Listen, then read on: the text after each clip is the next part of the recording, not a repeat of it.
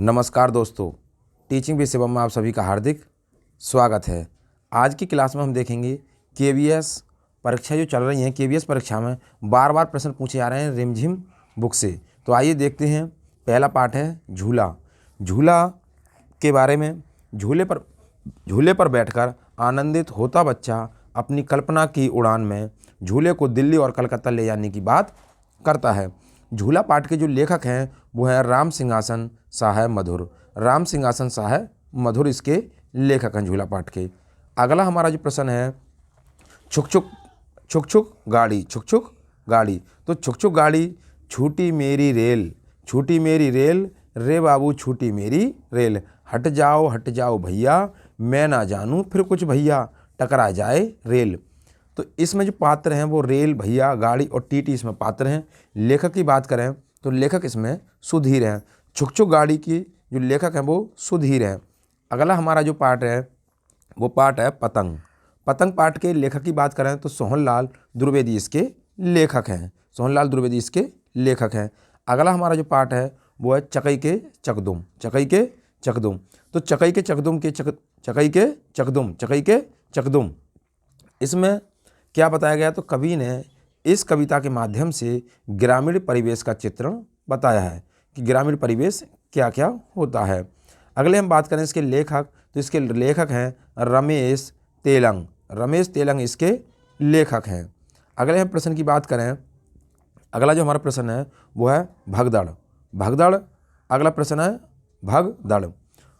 पात्र बात करें तो बुढ़िया, बिल्ली, कुत्ता, बकरा, पकौड़ी इसके पात्र हैं। लेखक की बात करें तो पद्मलाल पुन्नालाल बख्शी इसके लेखक हैं। पद्मलाल पुन्नालाल बख्शी किसके लेखक हैं, तो भगदड़ पाठ कविता के लेखक हैं। भगदड़ जो कविता है जीव जंतुओं से परेशान 60 वर्ष की एक बुढ़िया का वर्णन किया गया है। जीव जंतुओं से परेशान थी एक 60 वर्ष की बुढ़िया, वो परेशान थी, तो पद्मलाल पुन्नालाल बख्शी ने भगदड़ कविता लिखी है। अगला हमारा जो प्रश्न है वो प्रश्न है हमारा हाथी चल्लम चल। हाथी चल्लम चल। पात्र की बात करें तो सूंड, दांत, मूंद, पाँव और पुच्छन इसमें पात्र हैं। लेखक इसके कौन है, हाथी चल्लम चल, तो श्री प्रसाद इसके लेखक हैं। श्री प्रसाद इसके लेखक हैं। अगला जो हमारा प्रश्न है भालू ने खेली फुटबॉल। भालू ने खेली फुटबॉल कविता है ये। सर्दी से बचने के लिए एक शेर का बच्चा सिमटकर गोल मटोल बनकर जामुन के पेड़ के नीचे सोया हुआ था।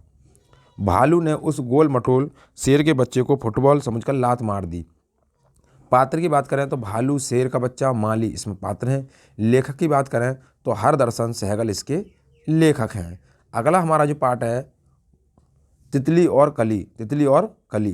तितली और कली की बात करें तो तितली कली की जो कविता है वो लेखिका हैं इसकी शोभा देवी मिश्र। शोभा देवी मिश्र। पात्र इसमें सावन और अंतरिक्ष हैं।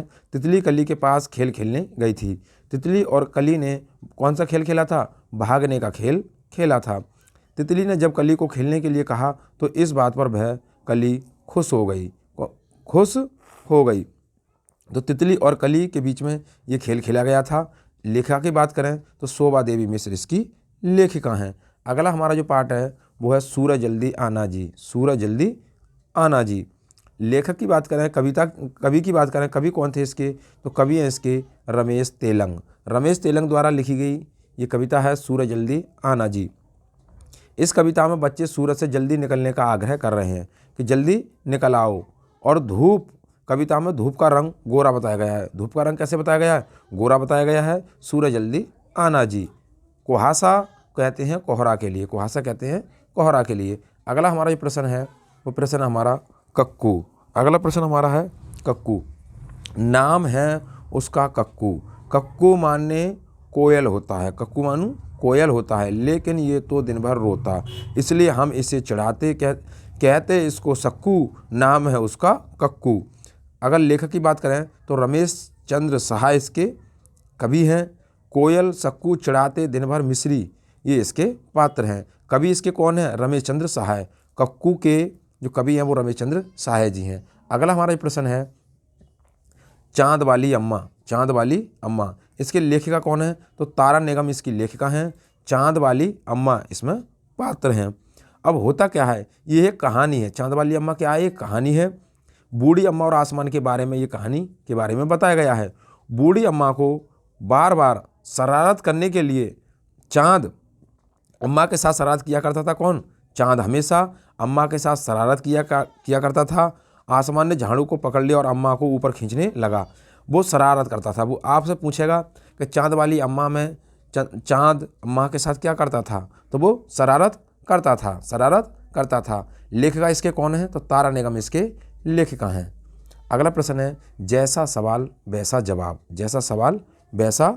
जवाब। लेखक का कोई नाम नहीं है इसमें। ये कहानी है किसकी? अकबर। मंत्री उसका दरबारी मंत्री कौन था? बीरबल और ख्वाजा। इस पाठ में बादशाह अकबर, बीरबल तथा उनके एक मंत्री ख्वाजा के बारे में बताया गया। उनका जो मंत्री था ख्वाजा और बीरबल, 2 मंत्री थे। ख्वाजा सारा हमेशा बीरबल को दरबार से निकलवाने की सोचते थे। ख्वाजा हमेशा ये सोचते थे कि बीरबल को दरबार से निकाल दिया जाए। ख्वाजा की बात करें तो एक बार वो बादशाह को 3 प्रश्न देकर बीरबल की परीक्षा लेने को कहते हैं। पहला प्रश्न क्या था?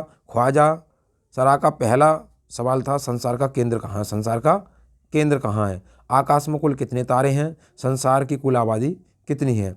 ये प्रश्न पूछे थे ख्वाजा ने। तो पूछेगा आपसे आकाश में कुल कितने तारे हैं? कौन से पाठ से लिया गया है? तो जैसा सवाल वैसा जवाब। अकबर बीरबल की कहानी है। लेखक का कोई नाम नहीं है। अगला जो प्रश्न हमारा, नाव बनाओ।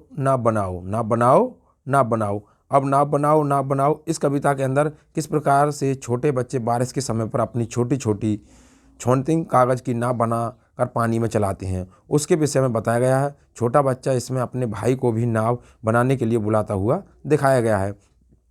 नाव बनाओ एक कविता है। आपसे पूछेगा ये कविता है, कहानी है, संग्रह है या क्या है ये? तो ये नाव बनाओ एक कविता है। अगला जो हमारा प्रश्न है, अगले प्रश्न की बात करें, सुनीता की पहिया कुर्सी। सुनीता सुबह 7 बजे सोकर उठी। कुछ देर तो वह अपने बिस्तर पर ही बैठी रही।